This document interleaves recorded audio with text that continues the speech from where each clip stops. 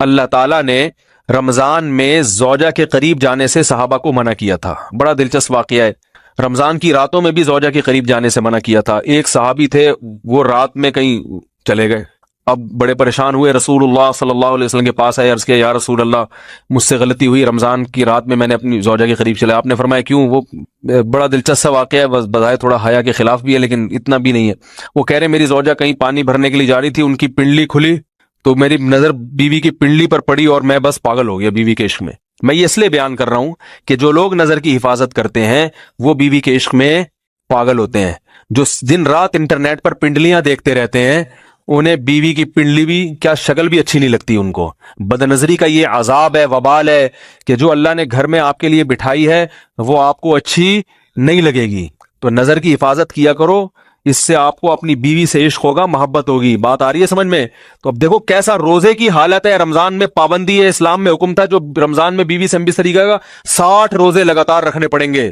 کتنا بڑا جرم، لیکن صحابی سے برداشت نہیں ہوا. صرف زوجہ کے پاؤں پہ نظر پڑی ہے تو وہ کیسے بیوی سے محبت کرتے ہوں گے، اور وہ بیوی کے بغیر رہ سکتے ہوں گے.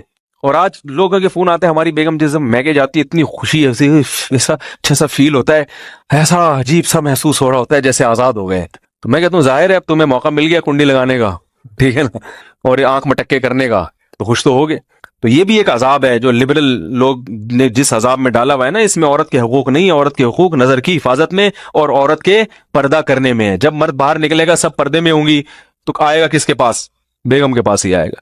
تو اتنے منہ کالا کرنے کے راستے کھول دیے ہیں تو ظاہر ہے پھر کامیاب ازدواجی زندگی نہیں ہوتی. تو نبی کے پاس آئے، عرض کیا یا رسول اللہ میں برداشت نہیں کر پایا. تو آپ مسکرا دیے. تو وہ نبی کے پاس گئے، یا رسول اللہ ایسے ہوا، مجھ سے غلطی ہو گئی.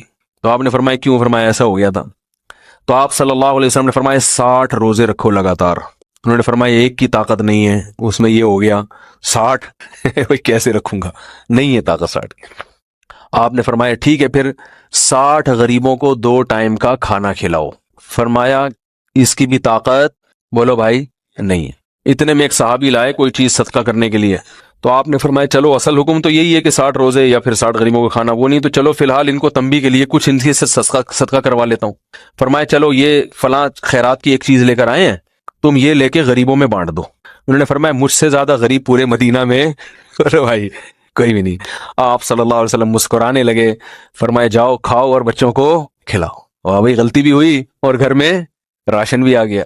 تو اس کے بعد قرآن کی آیت نازل ہوئی کہ احل لکم لیلۃ الصیام الرفث الی نسائکم ہن لباس لکم وانتم لباس لہن علم اللہ انکم کنتم تختانون انفسکم فتاب علیکم وعفى عنکم فالآن باشروہن وابتغوا ما کتب اللہ لکم. فرمایا اللہ کو بتایا کہ تم اس حکم پر عمل نہیں کر سکتے، لہٰذا رمضان کی راتوں میں تمہیں اپنی بیوی کے پاس جانے کی اجازت ہے، لہذا ان کے پاس جایا کرو اور اس اولاد کو تلاش کرو جو اللہ نے تمہارے مقدر میں لکھ دی ہے. قرآن جہاں بھی بیوی سے ریلیشن قائم کرنے کی بات کرتا ہے اولاد کا ذکر لازمی کرتا ہے، یعنی تلاش کرو اس اولاد کو جو اللہ نے تمہارے لیے لکھ دی ہے. ما کتب اللہ لکم، ما کتب اللہ علیکم نہیں ہے. علا کا مطلب تمہارے خلاف، لکم کا مطلب تمہارے فائدے کے لیے. لام عربی میں نفع کے لیے آتا ہے، علا عربی میں ضرر اور نقصان کے لیے آتا ہے. فرمایا یہ نہیں کہ اس اولاد کو تلاش کرو جو بطور پینلٹی کے اللہ نے تمہارے متھے لگا دی ہے، جو اللہ نے تمہارے فائدے کے لیے لکھ دی ہے. اس سے پتہ چلتا ہے اسلام اولاد کی کثرت پہ کس قدر حریص ہے. بات آ رہی ہے اور بھی اس بارے میں آیتیں ہیں قرآن مجید کی، مگر میں اب زیادہ تفصیل میں نہیں جاؤں گا. کچھ آیتیں رہ گئی ہیں، کچھ احادیث رہ گئی ہیں، تو وہ انشاءاللہ پھر اگلے